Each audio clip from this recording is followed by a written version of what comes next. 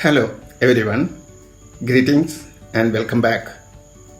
In this session of the MOOC program, Disaster Management Preparedness, we shall discuss Global Assessment Report on Disaster Risk Reduction, published by the UN Office for DRR. With this session, we will come to a close of the MOOC program, Disaster Management Preparedness, the basic concepts. At the end, I will request you to make a case study on any one of the disasters that you have experienced or your community have experienced. You are introduced to terms commonly used by the practitioners of disaster management.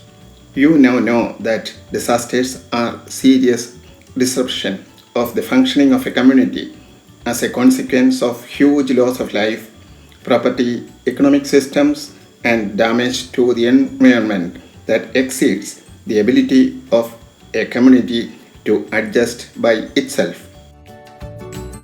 The threshold for any disaster is that loss of life for 10 people, 100 people affected, declaration of state of emergency, and call for external assistance.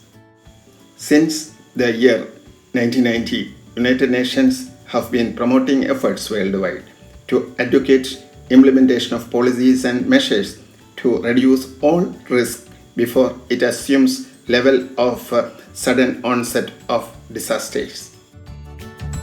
The Global Assessment Report published in 2019 by UNISDR states that as population and economies grow, more and more people and assets are exposed and have become vulnerable. It is true that GAR indicates a decline in mortality for the decade 2005 to 2015. However, it has been pointed out in the report that 51% of the total disaster mortality accounts for geological events.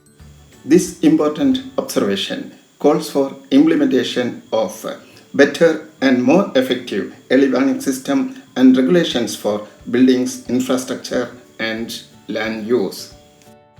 The report also reveals that countries with higher mortality are concentrated in low and lower middle income groups. Nearly half of the disaster mortality since 1990 have been inflicted by 4 big disasters. The disasters which hit mankind lethally were 1991 Bangladesh cyclone, 2004 Indian Ocean tsunami, 2008 Myanmar cyclone, and 2010 Haiti cyclone. The Sendai Framework Monitoring System shows that a total of 684,415 people, that's almost 700,000 people, lost life due to different disasters during the 2 decades, 1997 to 2017. The Global Assessment Report 2019 clearly establishes that low-income countries suffer huge number of loss of life compared to high-income countries. It is alarming to note that the Global Assessment Report indicates that during the decade 2008 to 2018, 23.9 million people were displaced every year due to disasters. The Global Assessment Report further points out that global economic loss due to disasters was $337 billion during the year 2017 alone.